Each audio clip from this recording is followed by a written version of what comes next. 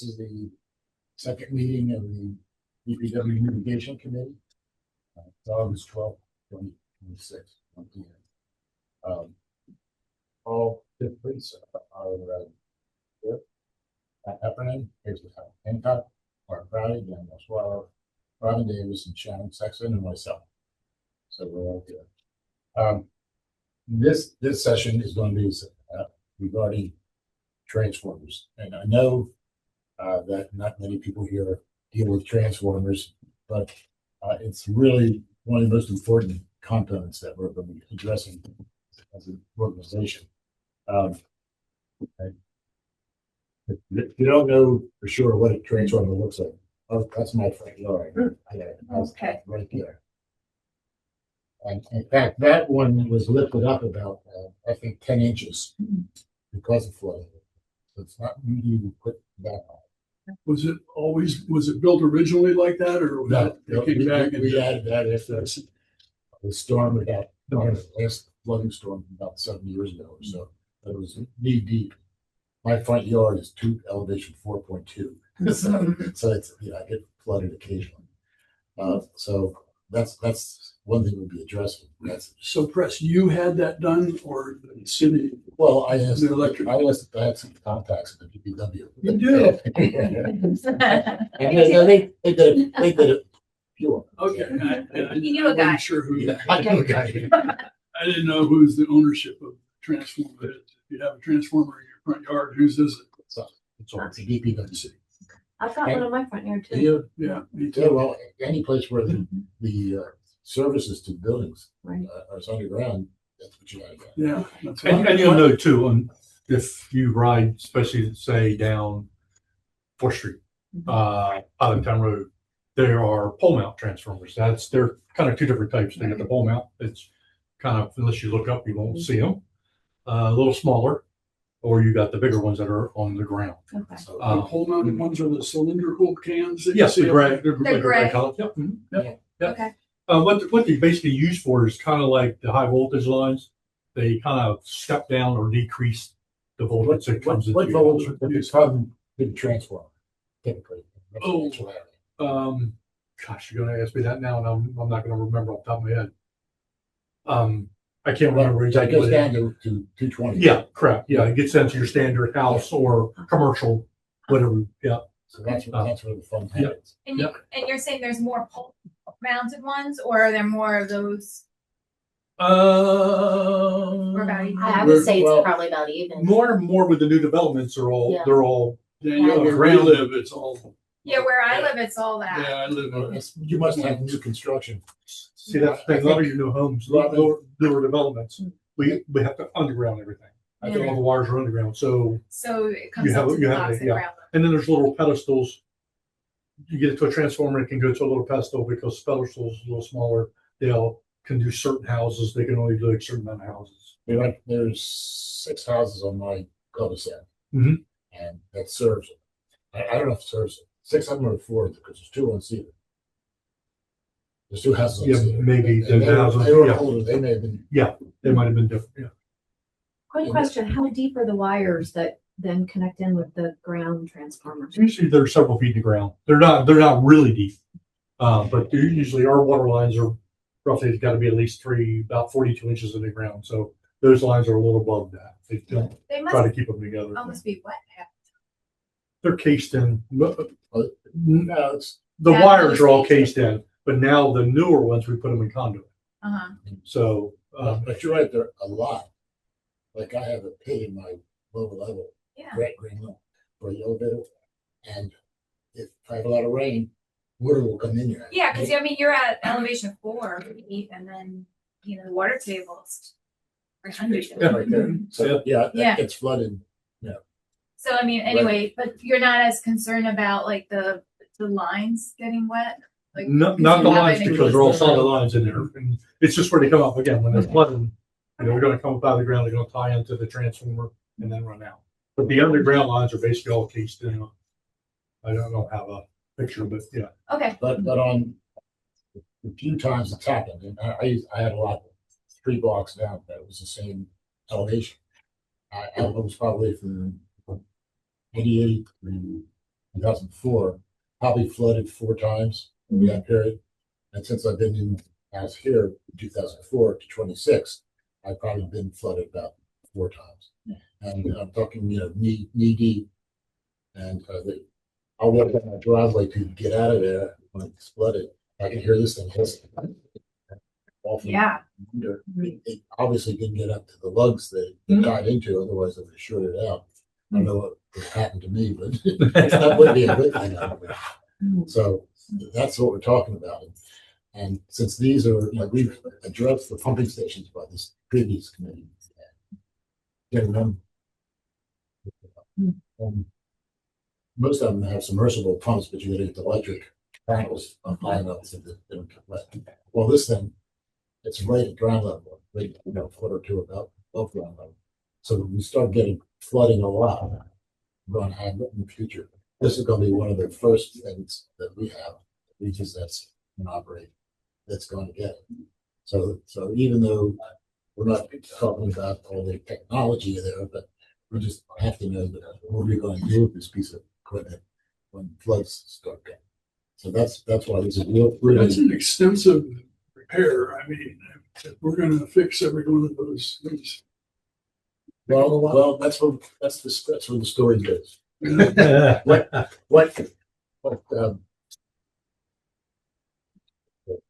I think the answer to the question you have made, Robin, you told me that I think I counted 140 single phase and 13 three-phase, so it's bigger transformers on the beach side. What are those numbers again? 140 single phase and 13 three-phase. Red rode through and did an estimate Yeah. because we do not have actual inventory, but that was his estimate. Right. Mhm. So these are estimated. But Yeah. And then on the downside, it's 77 single phase and three-phase on the downside. So it's Oh, I see. 77 single phase on the beach, 4 on the downside. Of course, most of the ones we're really concerned about are the ones that are in the flood zones, 7, 8, and 9 on Yeah. So- the beach side. So most So of those those totals are the flood zones. He did not count the He didn't count non-flood everything. zones. Oh, Yeah, those are just the that's- flood zones. okay, I Yep. didn't understand that. Yep. You figure the beach side is flood zone Yeah, all the way. yeah. So- The so beach we- side is a flood zone, but then when you're saying 7, 8, 9, I just want to make sure everyone understands, we're talking about the base flood elevation. Yes. This is the threshold that FEMA sets based on historic flooding and models that shows this is base flood elevation of 7 would say 7 feet is where we would anticipate the first floor of a house or any flooding coming up to a house during like a typical 100-year 1% annual chance event. So it's modeled and it's based on historical data more than, it's not based on future projections. So just wanted everyone to understand. Yeah. And on the pumping stations, we raised all of them up. It was previously elevation 9. That was you couldn't have any electric below that elevation 9. And when we figured in sea level rise, what is it called? Some sinks. It's Yeah, land subsidence. subsidence, which is not much, but it's something. And they had three board above that of 3 feet. We came up with an elevation of 13.6, is it? It's 4.64 feet above whatever the Oh, that's base bad. level Yeah, is. that's- Yep. that's bad. Okay, So that's So if you're at that was 7, based you're on your last report. Right? yes. Okay. Well, Yeah, these projections, just so you know, include land subsidence in it. Mhm. see that's So you the wouldn't- conversation. Yeah. Yeah, so we wouldn't add that on top of this. Okay. How that's only an inch or two, is that Yeah, offhand, yeah. I mean, it's not significant, but I don't know offhand. I think when we talked about it last meeting, I think we said it was less than an inch. Did we not? Or was it? that I was the wouldn't know difference that between- offhand. Oh, that was I the have to difference look between that up. 2050 and 2060. You're right. Yes. You're right. Yeah. So that's what we're looking at, and that's why. Are you You reading have- from a sheet? Yeah, I sent you this. Mhm. The notes. This is kind of the outline, what we're talking about. So So as far as you said, how many existing full mounted transformers need replacement at each of these? No, this is, not full power. They're all just pad now. These are That's fine. bad. Yeah. Mounted. Yeah. Okay. But That's just the do we have the numbers? No, that's the thing. We don't have a lot of detailed inventory on which ones are inside and which ones are underneath, or even where the exact locations are. Yes. Okay. That is, it's on our project list, but with only 2 IT guys. Yeah. Oh, interesting. Well, Okay. At the end of this discussion, hopefully you guys agree, we're gonna give you a chart that say what we're going, the information we're gonna get for all of them. Yeah. And that's gonna be a big job. We did it for pumping stations. Yeah. But that wasn't a lot. It was- Yeah, 30 some pumping stations compared to whatever we. But 200 some. you know, we'll locate them in GIS, and now we have, I did a little chart that we did for the previous one, that I had a copy of that. Yeah, you got Yeah, this is the pumping station chart. Yeah. Oh, yeah. I didn't realize that. It's all the elevations and Yeah. not chart, but they get. You know, where they are, what the elevations are, and exact coordinate for them. When they, what elevation they sit in, when they going to have to be changed out to comply with the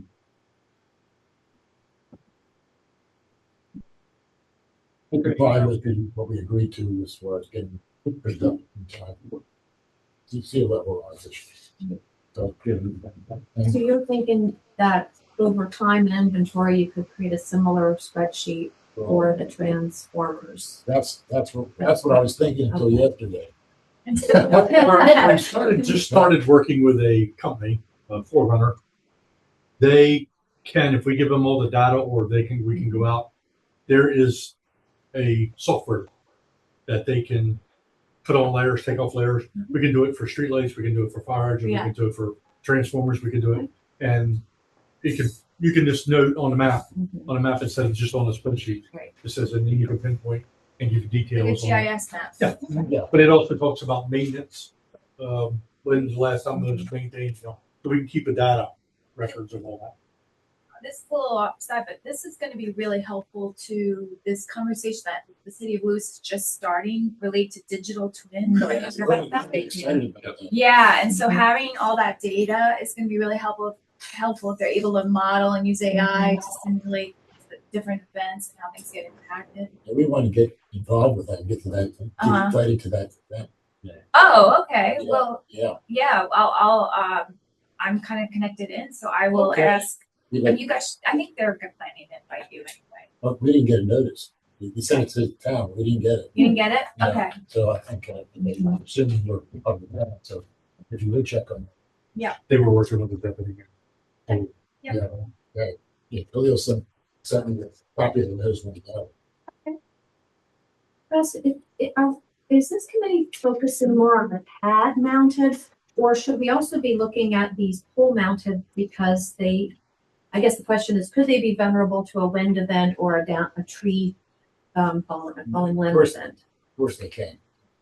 But we didn't focus on it the last time. What we did in that meeting was we had a maximum wind resistance design, like 120 mile an hour wind for the poles and so we thought that was enough to protect them.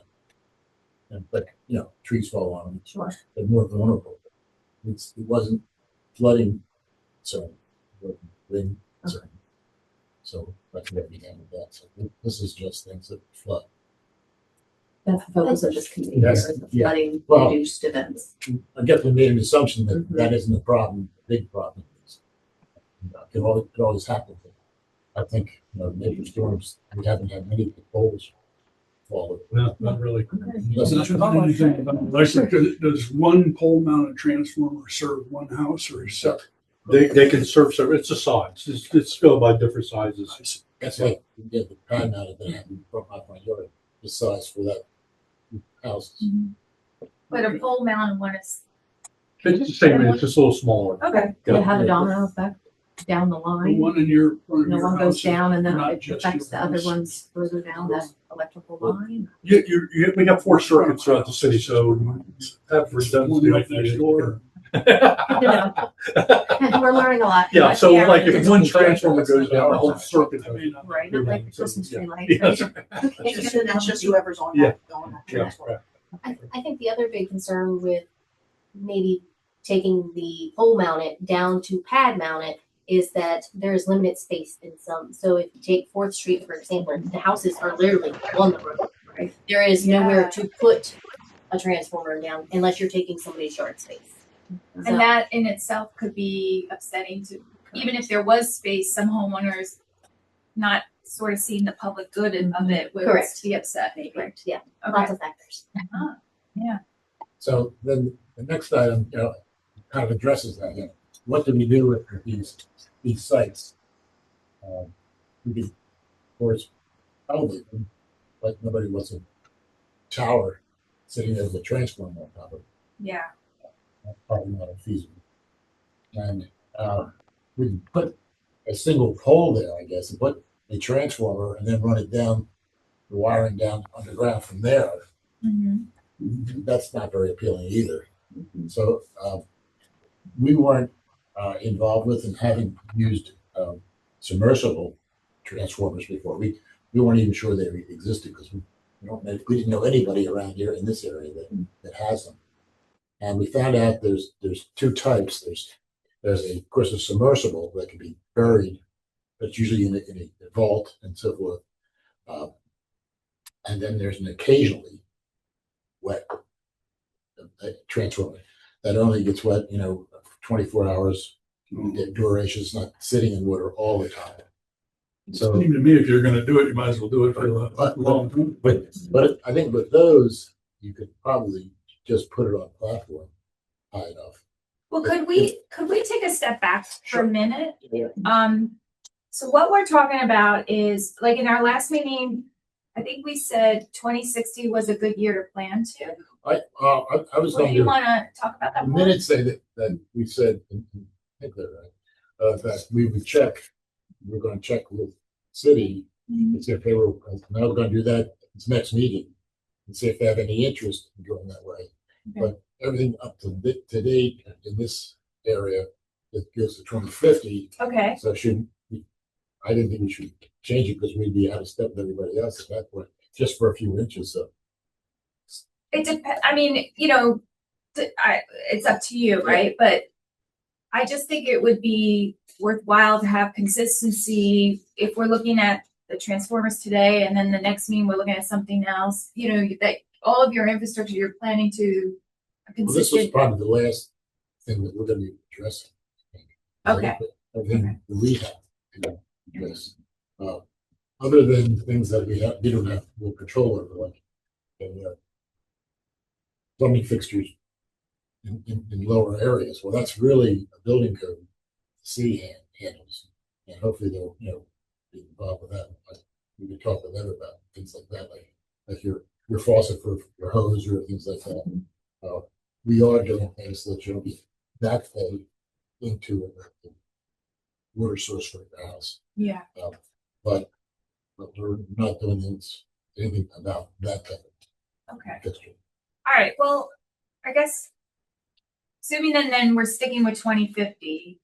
Well, let's see what the city says. I mean, they may be, Okay. they that can be might agree, and then if our boards agree, then we move that way. Well, the reason I'm asking is because, let's say we're using 2050, and that's, I would go like the intermediate scenario at that point is 1.36 feet. So if you're looking at a transformer in AE zone 7, AE7, right? It's 7 feet of base flood elevation, and then you add that, 1.36 feet on top of that. And that gives you sort of the historical plus sea level rise, flood That's what we threshold. do with the pumping stations. Yeah. That's what we came up with that number. Just doing what Okay. you're saying. And so, you're about 8.36 feet, right? So now thinking about your transformers, But then you have to have the freeboard. Right. And the city, Well, and also usually. You, and that's 3 feet. but you could Yeah. decide not to do freeboard and just to elevate to 8.36. But I think the thing was, is like the pump stations, the city was using it, so trying to be consistent with what the city was using for their homes.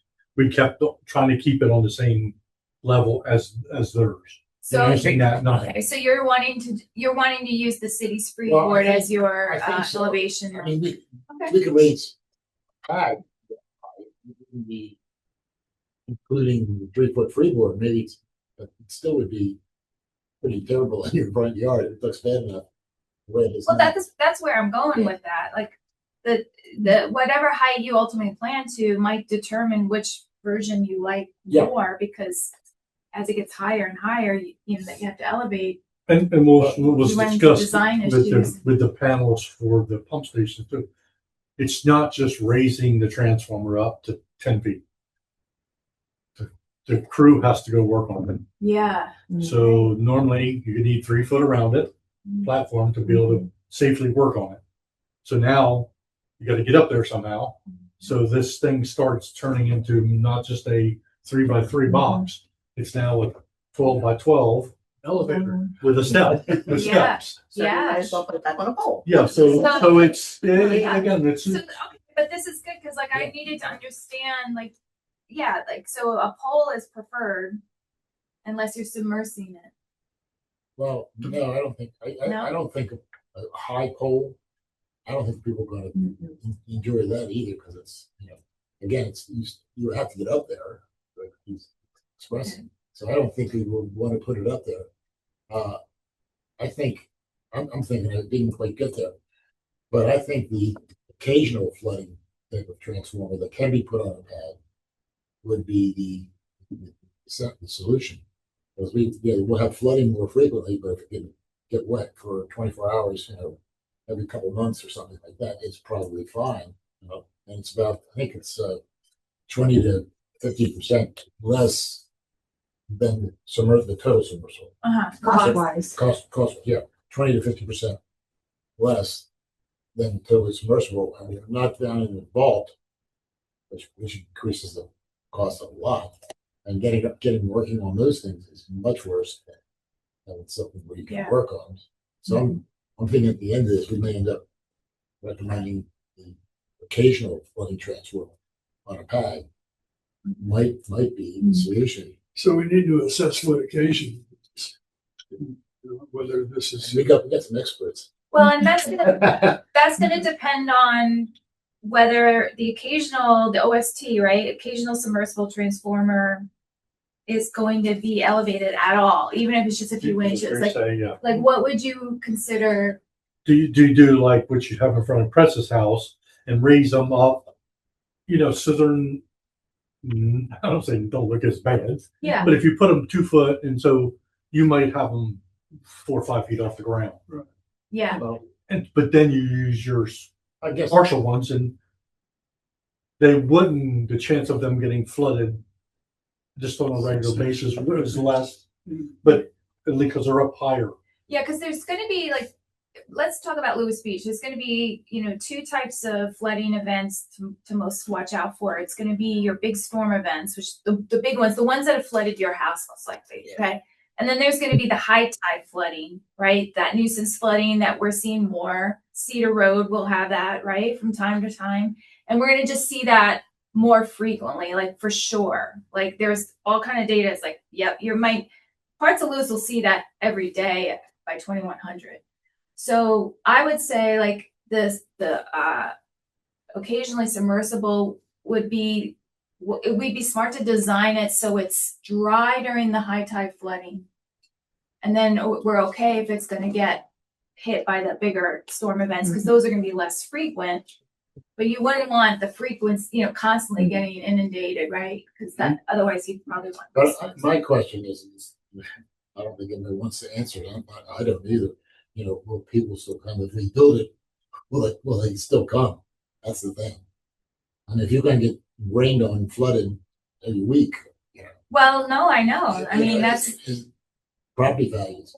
that's not your concern. Your Well- concern is the Well, electrical if we build it, stability of spend it. all this money, and nobody's using it because they're abandoning it. And there was I have reports probably about 6 years old, and actually, and said, this is getting off the topic right now, but yes, it is.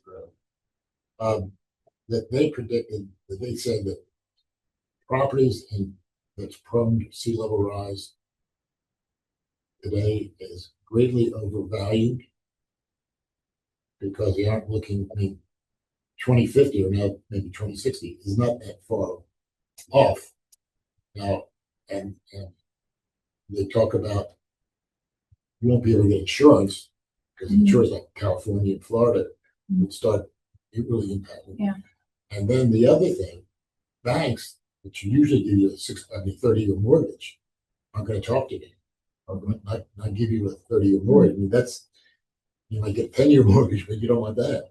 So that's the other thing. So this article goes on to say not only the landowner, but the municipality should be looking at that and letting people know about that.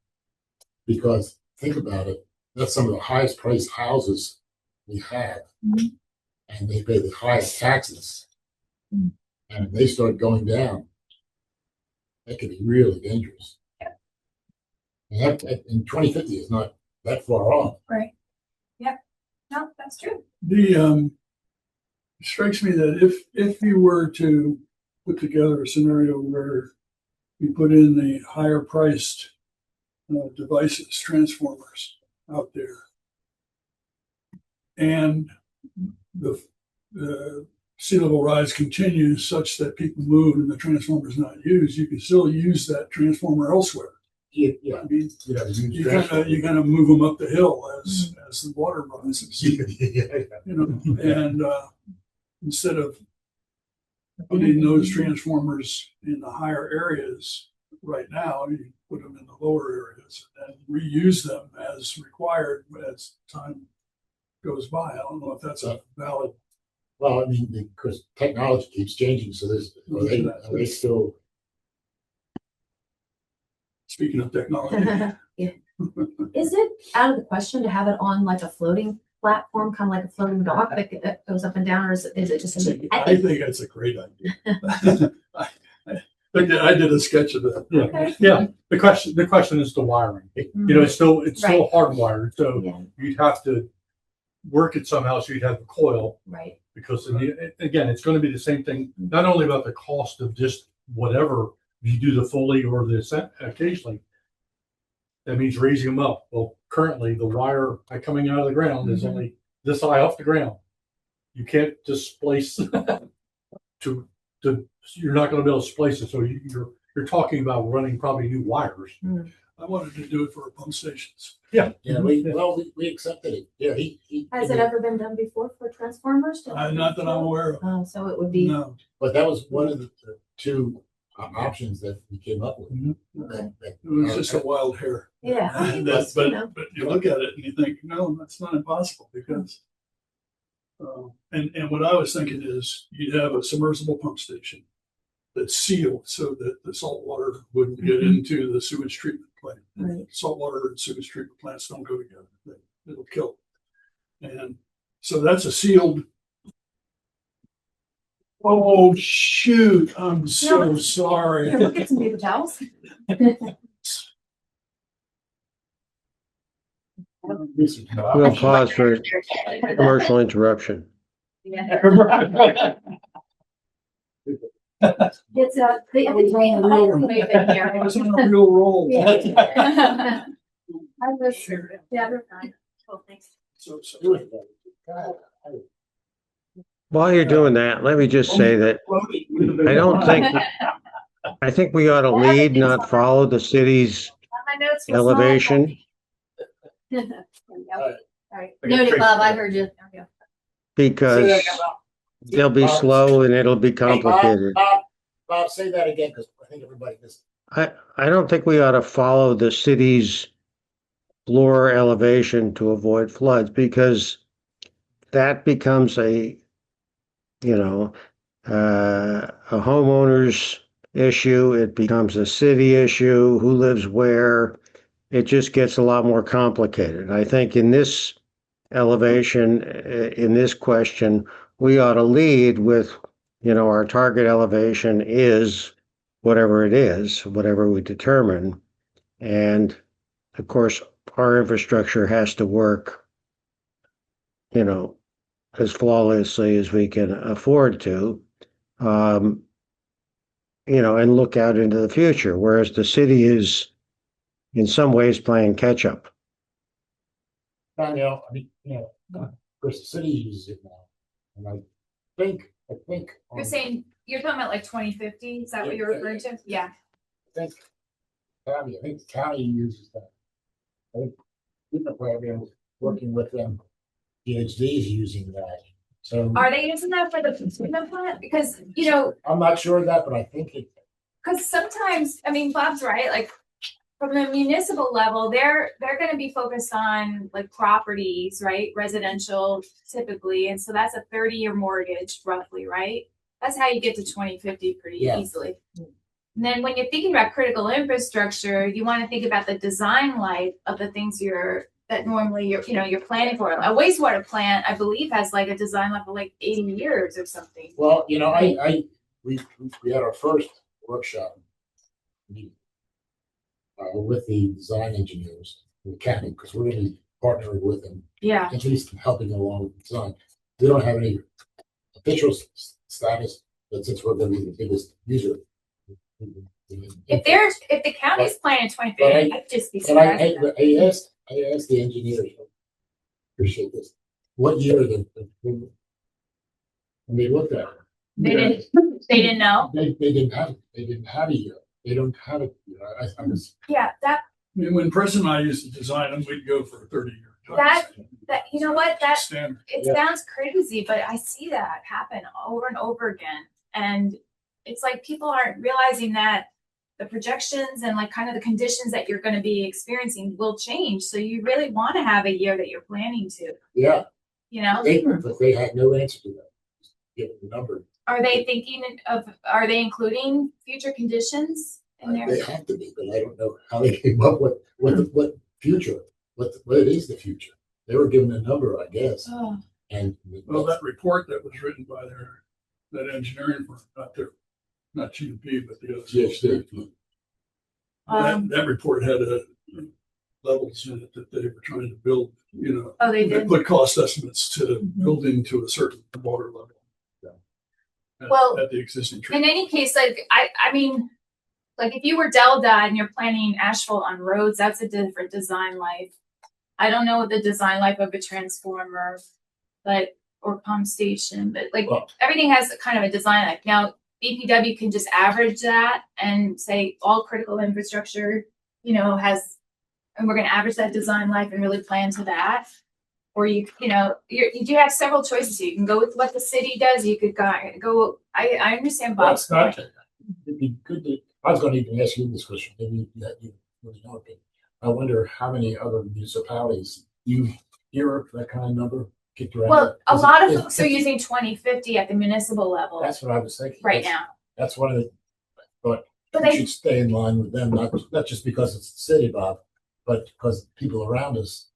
well That's that what they're doing. I don't know if I would follow that logic, Press, because I mean, change can be slow at the municipal level. Now we're halfway through the decade. So it's like eventually we're gonna have to start pushing But that everyone change out. was so small. Well, it is small, yeah. It's And only like inches.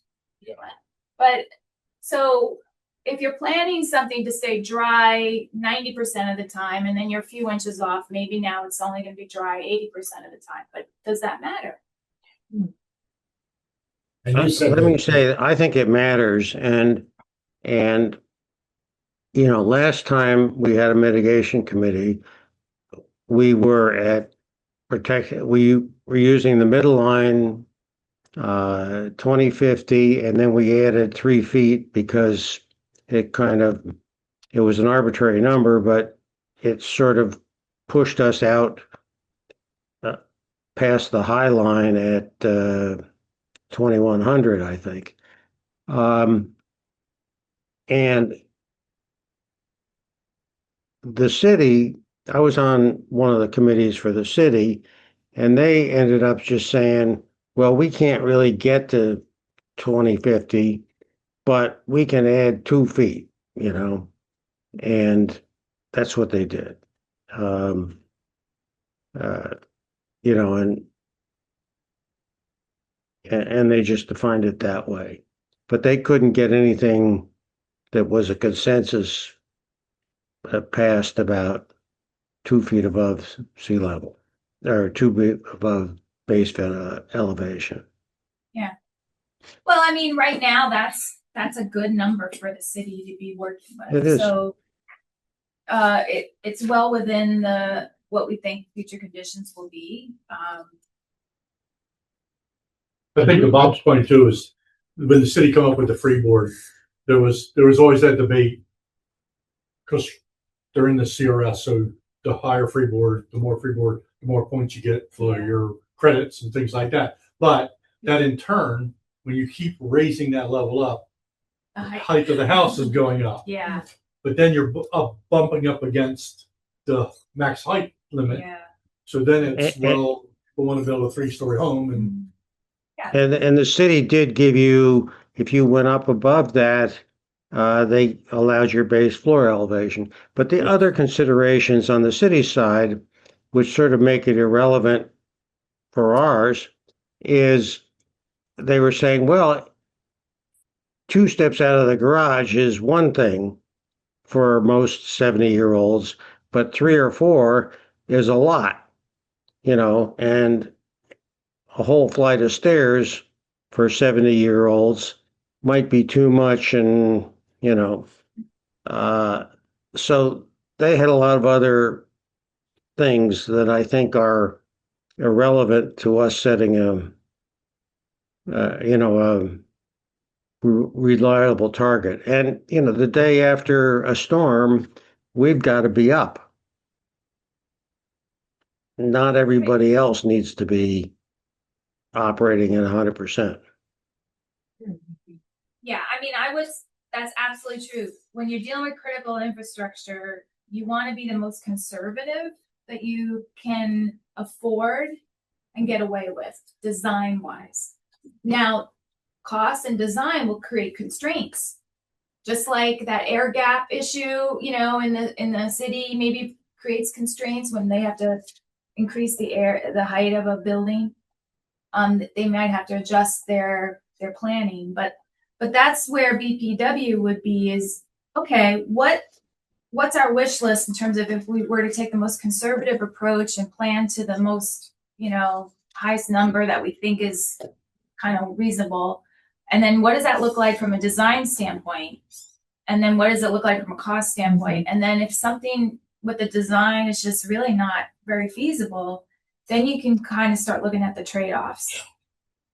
Well, with this thing, we're only talking of inches, and I get the feeling that you were thinking we should do 2060. Is that? And we'd have to go back, and it's not a big deal. We'd have to go back and do. I don't think you should do Pumping station. 50/50. The pumping stations.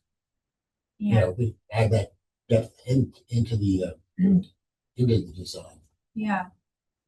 I don't think you should do 20/50. And I think again, I don't know the design life of your transformers and That's one of the questions that I had, like So at the end here, I said, current, they are expected to last 25 to 40 years. However, we live, in a salt infested area. So they estimate between 15 and 25. are we getting all this Okay. information?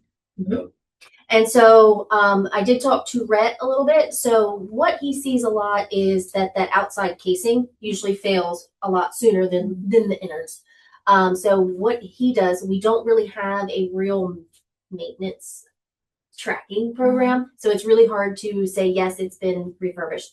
But what he will do is when he goes around and he sees that those outside casings are starting to rust or fail, he will take that, replace the outside casing. And when he does that, he actually takes that transformer out of service, sends it away to be refurbished, and then reuses it again. And we're told, Rhett says that, the refurbishment actually has a better warranty than a new transformer. Oh, wow. Yeah, so but we're not They- sure how many times the same transformer gets refurbished. Because we don't have the tracking. Yeah. So I don't know if that 15 to 25 years is 3 cycles, 4 cycles. I'm not sure.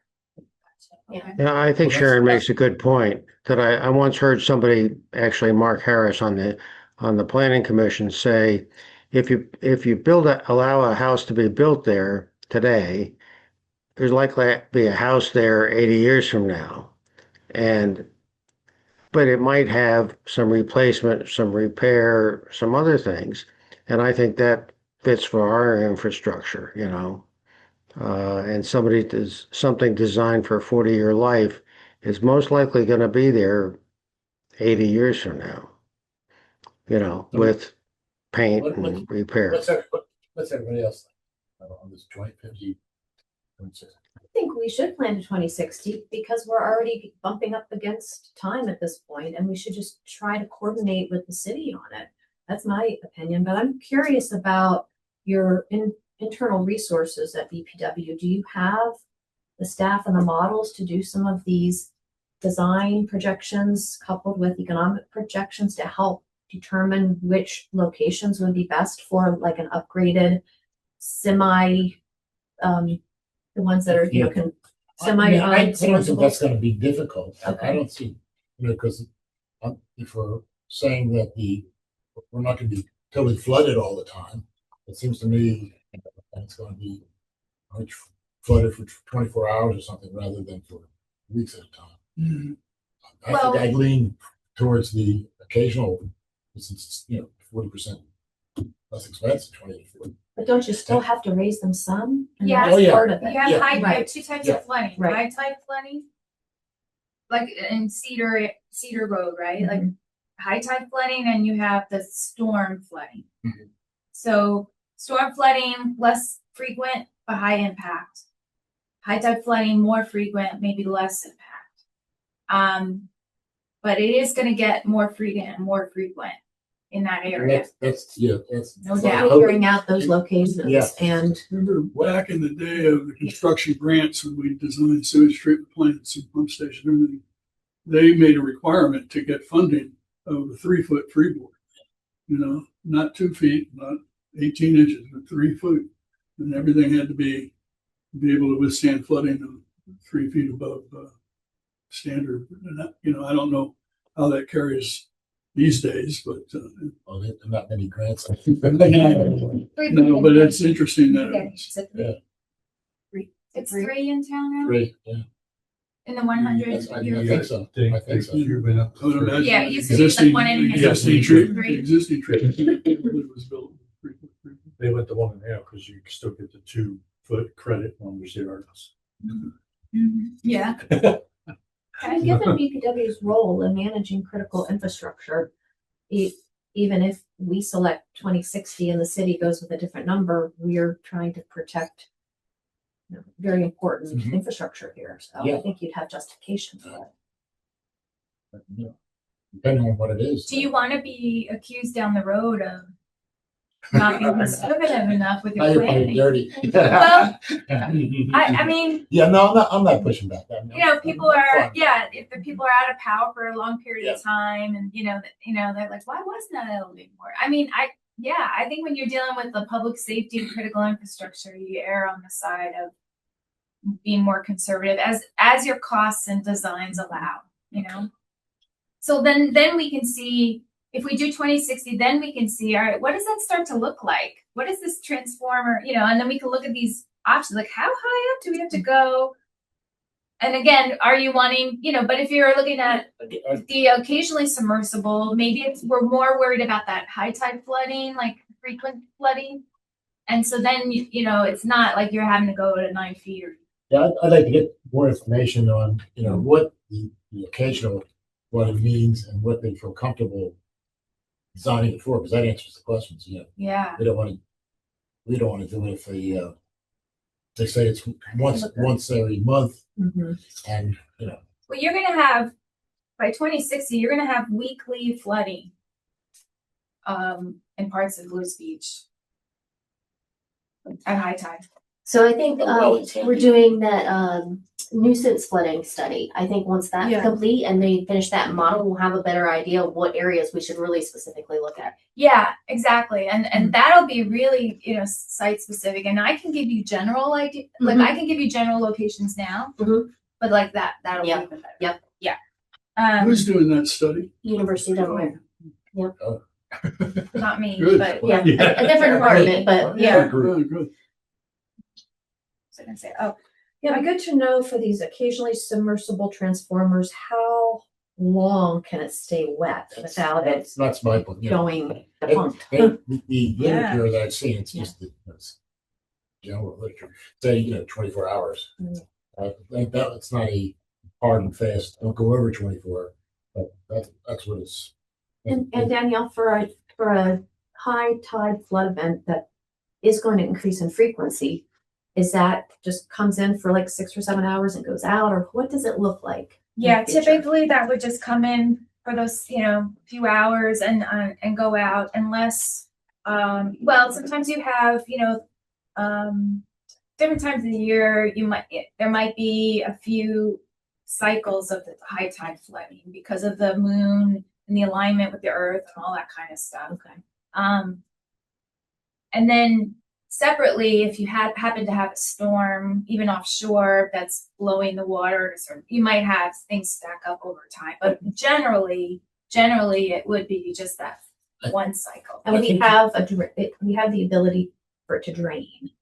Once it comes in, I guess that's your question is, will we assume that we have the We're going to have more frequent problems with draining Okay. because the water table's rising below. And in places like Lewis Beach, you just don't have a lot of vegetation or the soil to capture the excess, so it has to drain back into the canal. It's coming from the canal typically. Yes, do you have this page in there? I've updated mine. we've gotten that far in our thinking? And Okay. it kind of talks about. Oh, okay. This is a page that says 24 hours and 40. Oh, okay.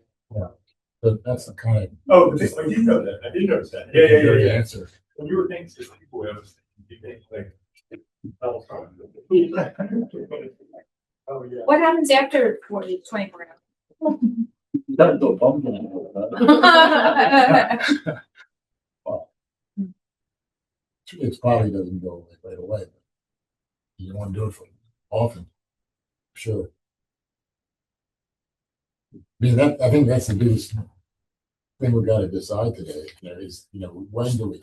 You kind of mentioned how long they survive, how long you replace them, and I kind of list here. Do we start replacing them without any problems? In 2030, like we talked about the pumping stations, we should have everything up to speed on. So I think A7. I think that the board pivoted a little bit on those timelines on that Yeah. chart, just because we did more of like a matrix, which ones are in need of Yeah. repair now.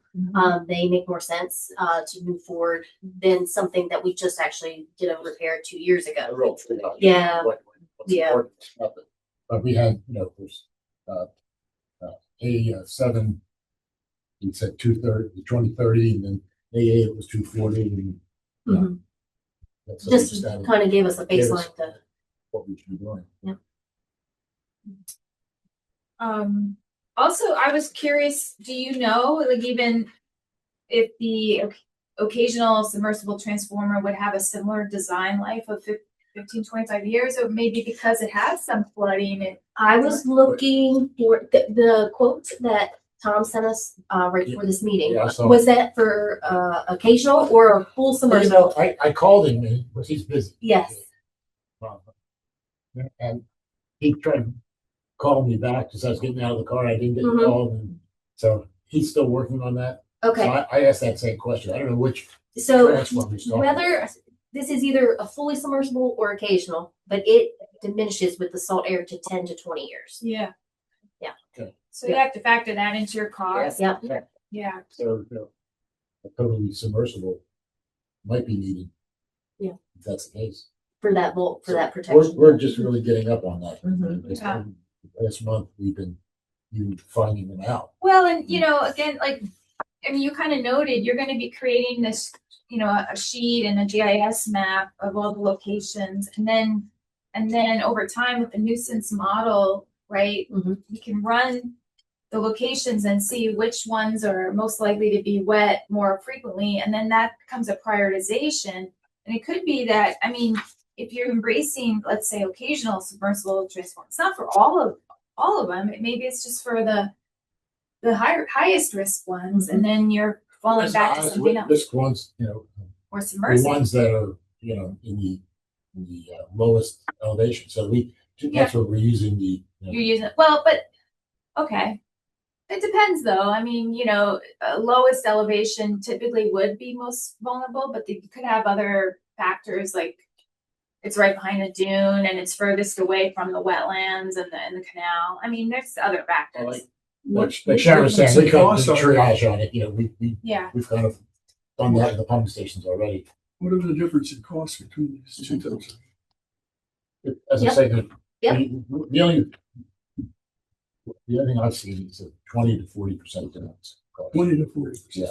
And I don't know whether that has the same conditions with vaults, because the submersible is basically really what it has to be. These other things can be outside or pedestal, Tom found out. So it's a big decision. That's the question, you know, when do we replace them? If we replace them now, And, you do know, we replace them now? notwithstanding the cost, it'd be nice to have the same equipment. Yeah. If So- it were at all possible. So we currently for a 50 kV, it's about $3,100 per unit. And then this quote, again, I don't know if it's full or occasional, it's $4,458. For $1,000. Yeah. But again, do we do it when the present transformer needs replacing? Right. We do Or put, you put, just go out put and an do it. occasional and or wait until it's 2030 to put it in, or 2040, whatever. Well, won't they cost more in 2030? Buy them now. No, Storm at the reserve. not by Saltaire though, not by Saltaire.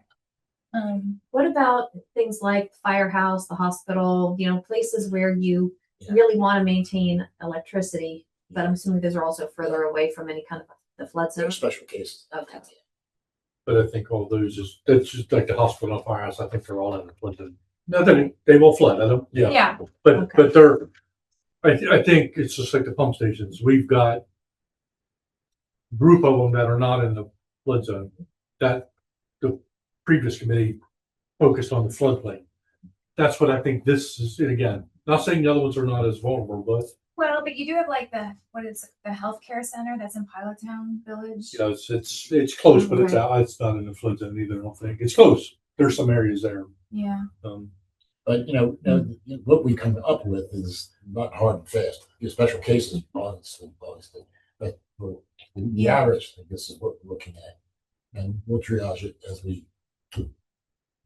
you go through it, see which ones we want to do. Yeah, I mean, so when I've done vulnerability assessments with towns, we'll do a prioritization matrix. So, you know, you're going to create a matrix anyway, and then you could, if you really wanted to go through that process, you could assign different rankings and values based on, okay, you know, elevation is important, but also like proximity to the hazard, like the canal, because that's going to also affect its frequency of flooding. And then like other factors like, is there a particularly vulnerable population this transformer is serving, or is there, you know, a fire station or something, you know, that we also have to be, or is there like, this is just such an important part of our electrical network that we really need this one to work. And so you would have those as criteria, and you would assign values, and then you would come up with an overall ranking. And so you may have several that are all in A7, but there may be different rankings that come out of that prioritization. And then that could become your method for when to replace and you know, at what cycle. And I don't think it's too hard to do. other than just having that modeling from UD, unless we just start going with the information we have, and we could come up with some general estimates of, like, here's, this area is more prone than this area. Should we do it like we plan to do it, just by the various elevations and so forth, and then come back through it and polish it, redo it? I mean, I just think Would you say within doing that, it one by one now might be an overkill. would you turn around and say within the A7, here's this, within A8 and A9, then go back into the A7 and say, okay, now which one of those should be A, Yeah. B, C, D? Yeah, that's pretty much what you're doing. Yeah. So that's about what we're doing. Well, and to Danielle's point, I mean, we would consider pump stations 4 and 6 most critical, I think. They're the Four big and eight, ones. And, maybe something that serves some other area as a little less important, less critical. Danielle, when you've done this before, so vulnerability studies for communities, do you have a model that you plug and chug, or is this all case by case kind of design based on the communities? It can be either or. So we don't have a plug and play model other than bathtub models for sea level rise, which are just showing sea level rise and not this combined storm effects. But we do use them, and that's kind of what we could go with today, barring any other additional modeling from UD. Sometimes when I've worked, like in the city of Newcastle, we work with AECOM, and they came up with a model,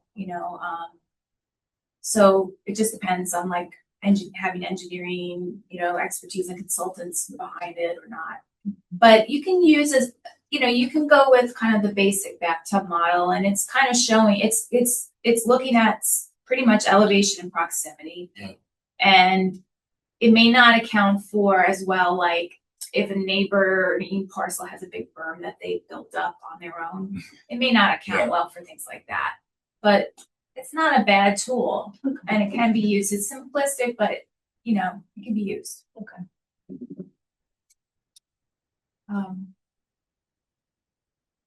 Well, Clear as mud. So like, yeah, no, I'm just figuring out how we're gonna.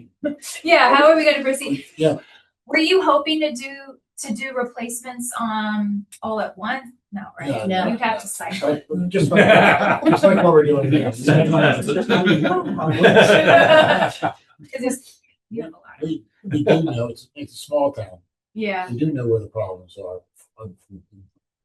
Big. Okay, so So we're really, doing things. We had that lineup for the pumping stations, and as Sharon mentioned, we're not doing it in the order that we thought we were because of special things. So we were picking the worst ones as we're going into that area.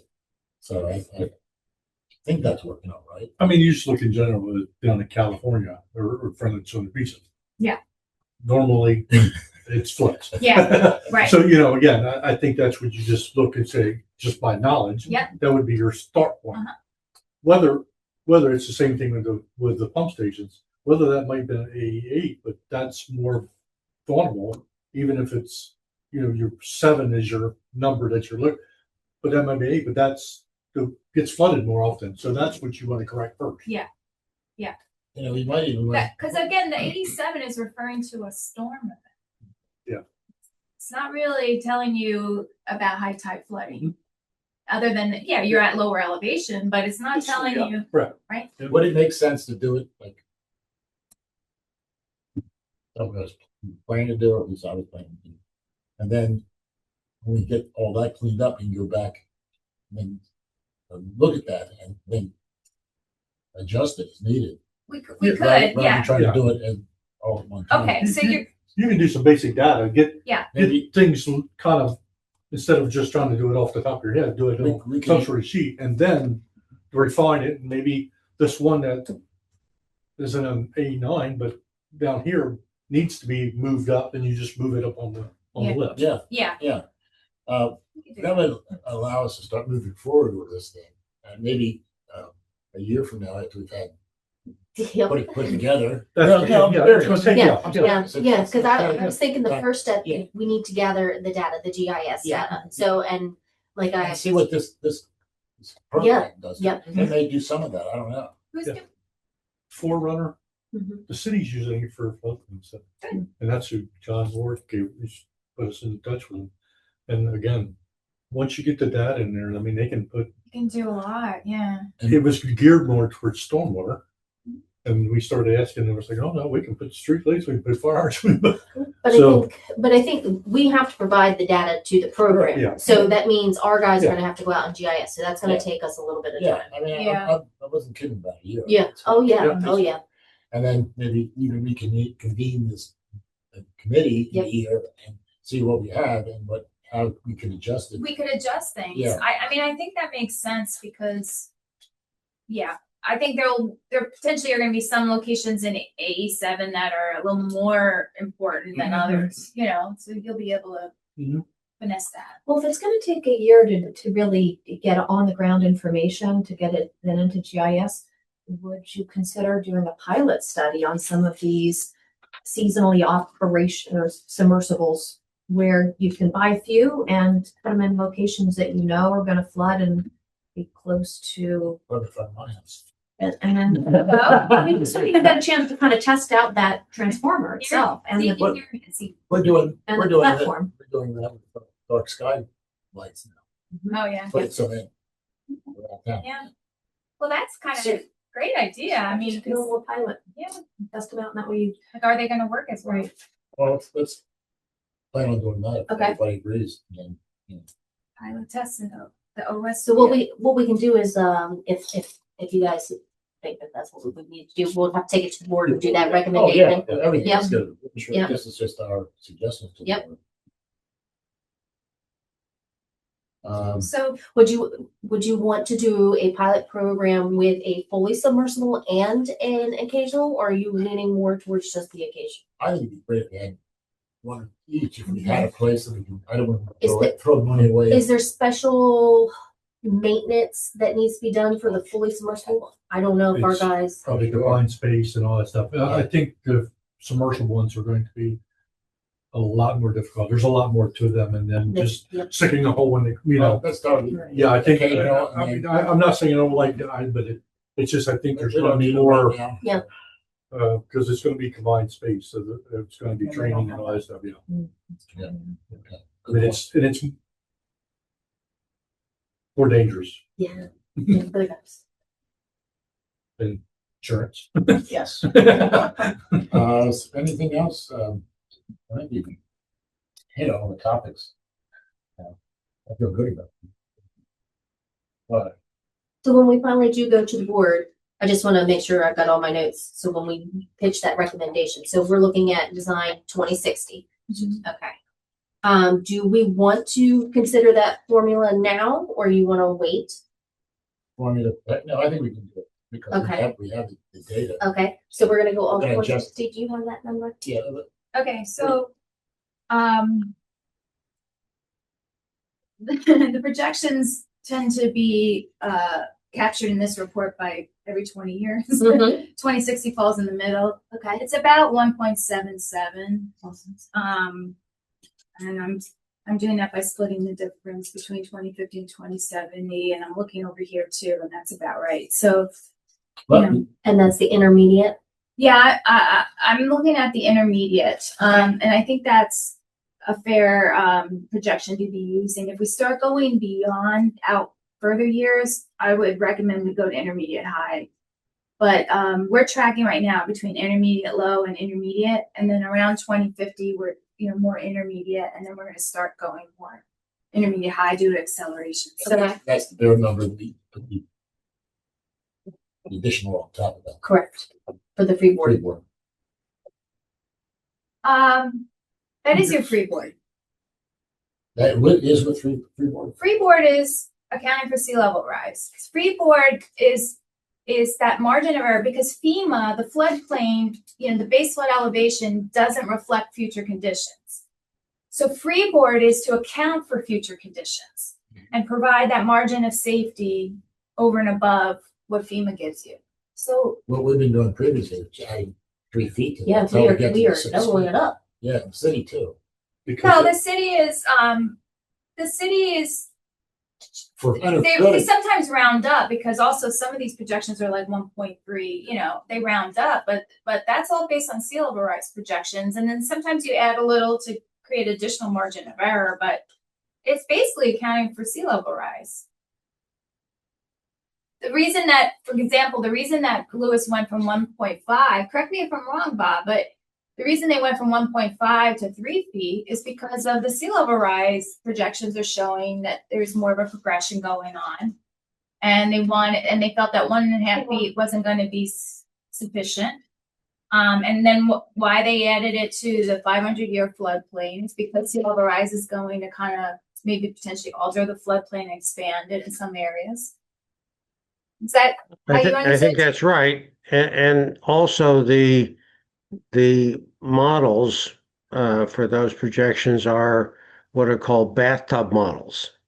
That Yeah. is, there's no current, there's no wind or anything else driving any of that. It's just, contained and, oops, it's that high. There's no weather driving anything. well, again, and working with the county recently, and that's what we've been doing. And it's exactly what we did on the pumping stations, and what we're doing with the treatment plant, adding that 3 feet. And that's what gets it to 1664 or something like that.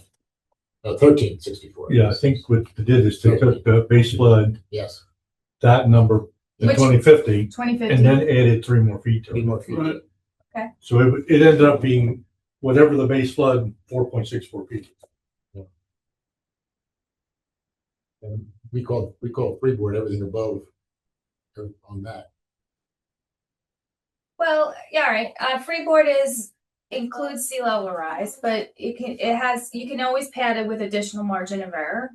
And so that's what Well, I you're think doing. previous elevation of 9, that's how they got to that. Well, years and ago. again, the base flood elevation doesn't factor in sea level rise.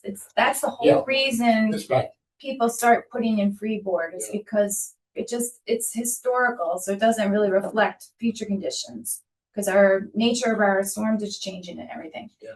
And so there's a need for an extra margin of error. So people look at their sea level rise projections and they may pad it additionally. Bob is absolutely right. The bathtub models don't account for storm effects like wind and things like that.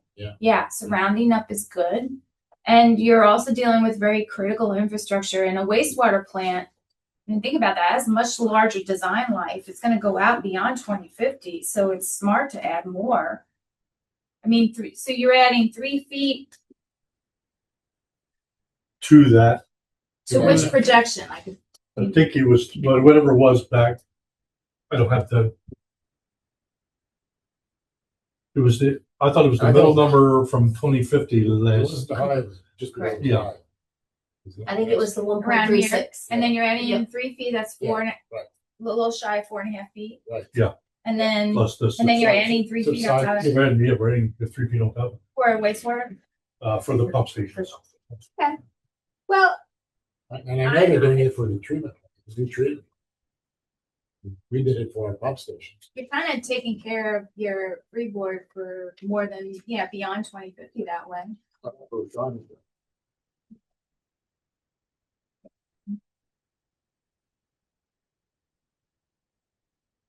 But is. Now is you're it- confused. No, I'm not confused. I'm asking I'll a let question you- about the regular transformers and the occasionally submersible transformers.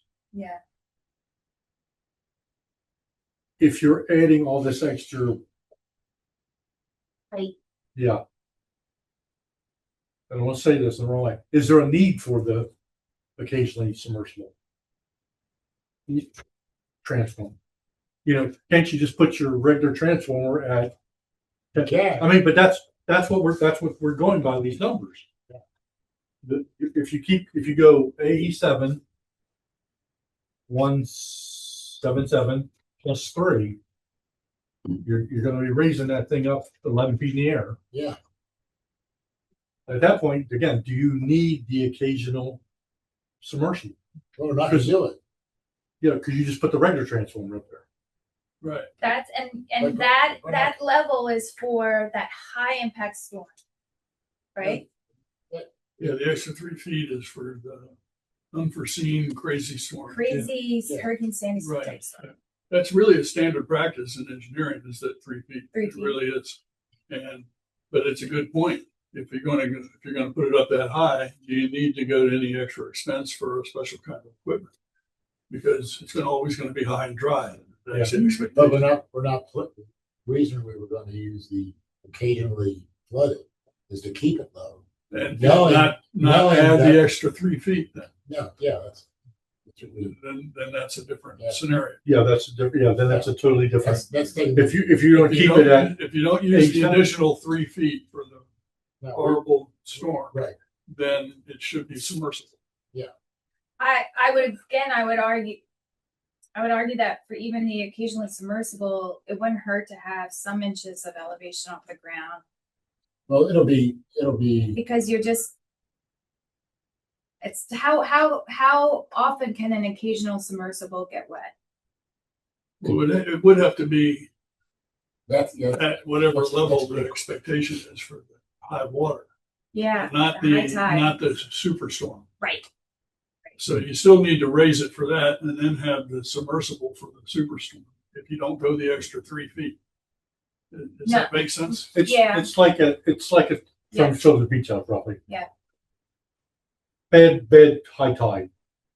A foot?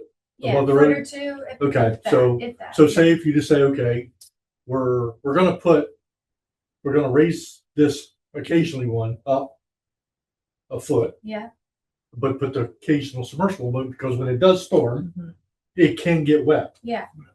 If not, we're gonna have to raise it up 11 feet in the air to put the regular transformer in, because we got the 3 foot of extra. And since the price difference between the two is $1,000, what would you prefer? Well, and also, is the Again, public even going to not Mhm. reject it or come out against an 11-foot Oh, high yeah. platform in That's- their yard? I mean, that, I just, Yeah. Why wouldn't you look at poles at that point? I think So that would make sense. Does it- it doesn't Bob- necessarily go against our policy, but for new construction in our policy, it has to be underground. Well, brand So- new development. Brand new But if development. they're in town, if you're redoing a house in town, what they're doing is they're still gonna have the transformer on the pole, but they're not gonna have the wire go from the pole to the house. They have to put that underground to the house. Yes, I see. So when we start moving things transformer, from you gotta underground, pull, but things still go Correct, then down it still go under. under to the meter, into that. so if we start moving things from underground back to Yeah. above ground, that's kind of going against what we've been putting in place. right, right. And that makes sense given that, you do have winds So we and still- other here weather factors, tornadoes or things to worry about. So Fortunately, it is a lot easier for the overhead to get more maintenance quicker though. Yes. When they're Um, underground, it is harder for the guys to get the maintenance done in a quickly, timely manner. particularly if it's wet, right? Like When this when the flooding. storms are stuff because it's wet and they have to go and try to find it too. Or some, if something's wrong, you can see it in the air. Yeah. Underground, you can't see You it. That's true. So what we're looking at designing something that deals with the occasional flooding, the high tide flooding. We're not worrying about designing a transformer that can deal with extreme catastrophic That's a coastal storms. Yeah. Is that correct? Well- No, I think both. Well, Yeah. I don't think it'll get You that can- far. You're not gonna be able to design Yeah. something that's gonna, if you get a Cat 1 coming through, we're probably not gonna be able to design something that's just Yeah. gonna totally take care of that. But we can reduce the risk from other storms. And so it's like, think of it more as a percentage, like we're buying more security. So maybe we're protecting it 60% of the time, 70% of the time, instead of 40% of the time. We have that to kind get a of better thing. feeling for that occasional, how occasional can it be? So, and if it floods once a month, which would be a lot, obviously. You'd probably use submersible. Or if it's twice a year, you'd probably use the occasional. So we have to figure out what that is. And any information that you could, from your predictions going forward. That's the question. So I think that's part of that matrix, like, Mhm. right, you're identifying where everything is, in which zone. And then we can start looking at the relative vulnerability of each one. And we can note the areas that are most prone to high tide flooding. And the storms, we can look at storms, but I mean, the ones that are prone to high tide flooding are probably gonna be most prone to storms too, mostly. I mean, it depends, unless it's just rain. Well, if they can be refurbished, you can also start like a rotation program where you one goes offline and you take it and refurbish it and move it further inland and then replace the most vulnerable ones maybe over in the next 20 years with a truly, something that's truly submersible all the time and just kind of keep rotating them in. I think they would also need to know how easy it is to refurbish a Yeah. partial submergible one too. Right. So- Yeah. So are we There's a lot of talking now about maybe getting your predictions as how often it would be flooded and work from that area back up? We're getting. You're late getting on a short time. on time. Well, I don't know if we have that meeting. or I don't know not. either because I don't have Wi-Fi. Well, I We could- need Okay. I'll have to get we have to going. find out if we have our We Earth have meeting. projections, not predictions, and then we have like the number of days per year that Lewis will experience high tide flooding. But it doesn't say where, but that's more gonna be based on our local knowledge and then looking at inundation maps, just this, which is that bathtub model. Well, how different is that from the elevation? The category that's already in, can't this be the main predictor of that? It's a very strong predictor. There could be also like some low elevation spots that are just further away from the water source than other low elevation spots. So you do have some slight variations in vulnerability within that same elevation. So there is more like proximity to the canal is also important there. Well, let's do this, if you could come up with some feel for what we're talking about, is, how often flooding would be acting the unit transformer. Well, so I can give you the number of days that Lewis, I can give you the number of days that Lewis is going to, experience. Let me try to help out. Proximity to water, like the marsh on Savannah. And in 2050, I think Danielle's projection says about 150 days a year. If you went over there at high tide and got out, your socks would be wet. Yeah. I think that's right. And I can look up what the minor flood threshold is that the Weather Service uses. And then by 2050, we're going to start seeing a little bit more moderate flood thresholds. So I'll look at those thresholds. Those are water levels. That's just based at the Lewis tide gauge, but we can use that number and apply it to just to kind of see the relative wetness on the roads or wherever. So meanwhile, I guess that information I can get you, but meanwhile, you've got to start identifying where the transformers are, and then right? Yeah, that's gonna be. And then we can start plugging in, like, okay, let's think about the proximity and the. Initially, I think we start with the zone they're in, and then examine that to see if there's, you want to push them up or down the scope, the scale. I think that's going to be the primary. Sounds like. Turnover. So At like the this first cut, at least. Yeah, how long is that gonna? It's gonna take you a while. Oh, Yeah.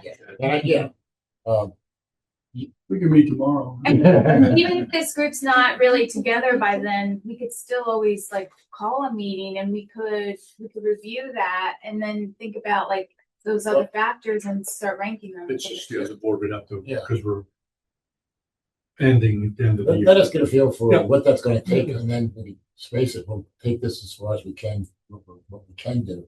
And then postpone meetings, we don't have to have them every month. I'd have to get a resolution from the board to keep it To going. extend it, yeah. And, we can come back next year Yeah. and see where we are, polish it up again, but that's possible.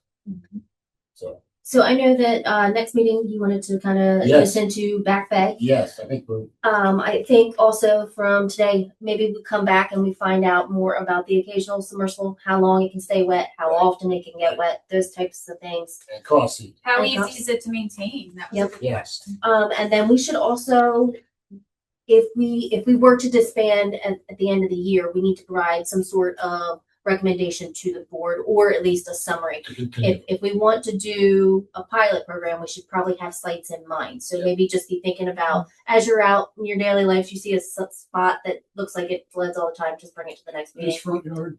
Yeah. And then as far as like, you want a presentation from me for the next meeting? Yes. Yeah. And I was thinking, Looking for exactly.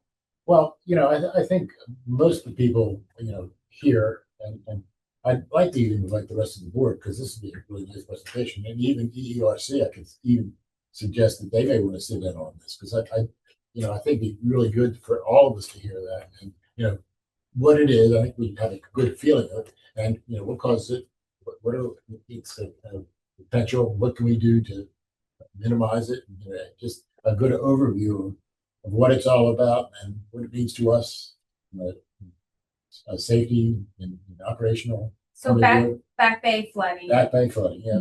Okay, and just bear in mind, I mean, it's pretty simple. Like my presentation is basically gonna say we flood more from the Back Bay than we do from the bay, from the canal and the marshes than the bay. And that And how the tides keep it up and all that. right, Yeah, the tides, yeah. it's slow to drain out and why. And then, making note about the importance of our wetlands and helping to absorb some of that excess inundation and that, and I'm seeing some decay and degradation of the wetlands. And so that's to me like the biggest thing that we could try to start investing in is more wetland restoration. That's pretty much my presentation. That's, I think it's good to hear. I mean, Okay. I think It all doesn't the need to people, be very I think long. all people in both committees have a feel for it, but not everything that you can put out there for us. Would you, I'm thinking, just because, if you want the board to hear it, if we do the next mitigation committee, I can try to hold it in the council That's chambers what I was thinking. and just invite the board. They can sit in the audience. They can't participate, Yeah. but they can listen. And And we could do the same If with we have a the meeting committee. today- Oh, I see. Yeah. Okay, so this, Yeah, it would be a mitigation committee meeting, but Yes. others could be Yes, around but listening. but with Okay. the board, you can't have more than 2 board members Okay. participate because that's FOIA violation. But if Right. they sit and they just listen, they don't talk back, we're okay. And I'll check, Right. at the next meeting if we have it or not. Right. So you Would tell the you- board members they can't talk. Yeah, I really. do. I do But for sometimes. Danielle's presentation, would it be good to have her describe not just what the phenomenon is, but what the effects could be? Yeah. And the ecosystem service benefits of having a back bay and a marsh to this community's infrastructure and livelihood.